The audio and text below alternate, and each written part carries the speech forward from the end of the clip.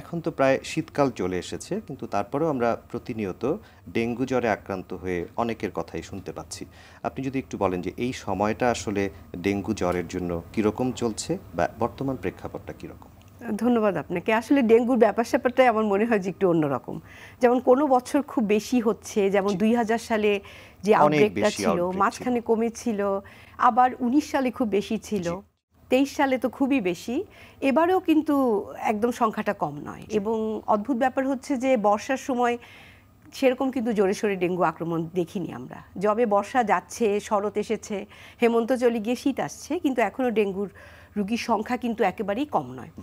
তবে এটুকু আসার কথা যে কমে আসছে, কিন্তু অতটাও কমেনি যে স্বস্তি পাওয়ার মতো। এখনও বেশ একটা সিগনিফিক্যান্ট পরিমাণ রোগী আমরা দেখছি যে ভর্তি হচ্ছে, এবং মৃত্যুর হারও একদম কম নয়, কমপ্লিকেশনসও কম নয়। জি, অবশ্যই এখনও আমাদের এই ডেঙ্গু জ্বর বা বাংলাদেশে ডেঙ্গুর প্রকোপ নিয়ে যথেষ্ট আলোচনা করার সুযোগ রয়েছে, সেটি আপনি বলতে চেষ্টা করেছেন। আমরা যদি একটু এভাবে জানতে চাই আপনার কাছে যে কিভাবে একজন মানুষ বুঝবেন যে তার লক্ষণগুলো ডেঙ্গু জ্বরের সাথে মিলে যাচ্ছে, অথবা কি কি ধরনের লক্ষণ প্রকাশ পায়, আপনি একটু বলবেন।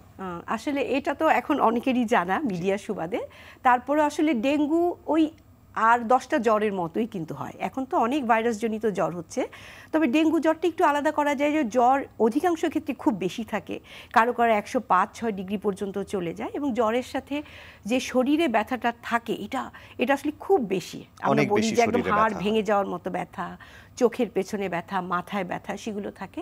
তবে ডেঙ্গু কিন্তু যেমন ঠান্ডা কাশি এগুলো নিয়েও ডেঙ্গু আসতে পারে, ডেঙ্গু পেটে ব্যথা নিয়েও আসতে পারে।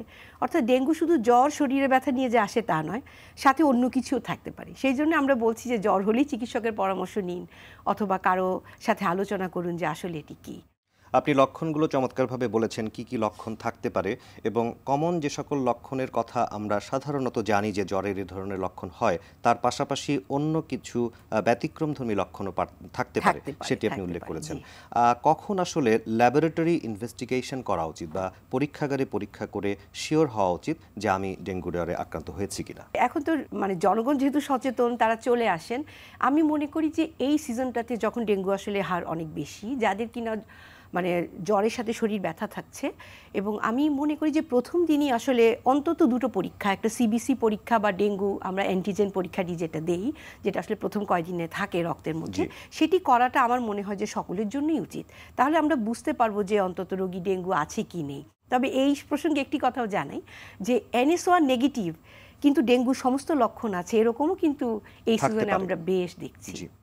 প্রথম 3 দিন হলে আপনারা সাধারণত পরামর্শ দিয়ে থাকেন যে NS1 অ্যান্টিজেনটি টেস্ট করবার জন্য, এবং তার পরবর্তীতে অন্য কি পরীক্ষা করতে হয়? জি, এটা আসলে NS1 একদম জ্বরের প্রথম দিক থেকে আসতে থাকে, 3-4 দিনের মাথায় এটি কমতে থাকে, 5-6 দিন পরে আস্তে আস্তে অ্যান্টিবডি, অ্যান্টিজেনের বিপক্ষে সেটি শুরু হয়, এবং যে অ্যান্টিবডি আছে IgM বলি, সেটি পজিটিভ হচ্ছে, সেটি আবার নেমে গিয়ে IgG, অর্থাৎ পুরাতন ডেঙ্গুরা IgG নিয়ে আসছে, নতুন ডেঙ্গুদের 5-6 দিনের পরে IgMটা পজিটিভ হচ্ছে। এছাড়াও অন্য কিছু তো টেস্ট হতেই পারে, যেমন আমরা লিভার ফাংশন টেস্ট করাই, এবং চাই কি আসলে এক্সপ্যান্ডেড ডেঙ্গু, সেক্ষেত্রে আসলে অনেকগুলো টেস্টই করানো লাগবে। সেটা প্রয়োজন অনুযায়ী অবশ্যই চিকিৎসক পরামর্শ দেবেন, কিন্তু অবশ্যই আমাদের ল্যাবরেটরি টেস্টের মাধ্যমে কনফার্ম হওয়া উচিত।